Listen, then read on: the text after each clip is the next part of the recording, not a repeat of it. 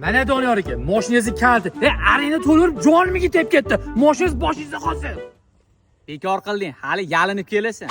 Ha, xotin, charchamadingmi?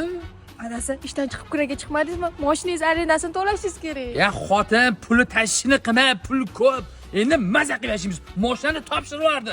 Arendaga boshqa mashina olasizmi, adasi? Bir tonna temir tesiy uchun 4 yil qiynalib yashaymizmi? Endi maza qilib yashaymiz. Ko'nayda otimi deydi. Ma, bir emas, 2 ko'nay ol. Rahmat adasi, pulingiz ko'paysin.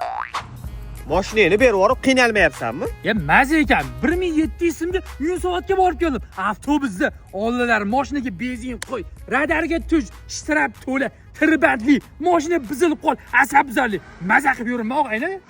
Puldan qiynalmayapsanmi? Yo'q, oldilar arena to'la yurganda, oyi 10sigacha pulim qolmas edi. Hozir qara shuncha pul. Nima qilaman bularni? O'rtoq, endi yashashni boshlabsan. Aka nech pul ekan bu? Ha? Odam tanimaydi. Salom ham bermayapsan? Sanmidi. Endi oldin mashina haydab yurganda majburiydan salom berib hurmatingni qilib yurardim. O'zi mashinang bo'lmasa bir tenga qimmat odamsan. O'zi qit ahmoq bo'lgan ekanman. Senga arenda to'lab boqib yurgan ekanman. Basharingni tortib uraymi? Qallo parindator.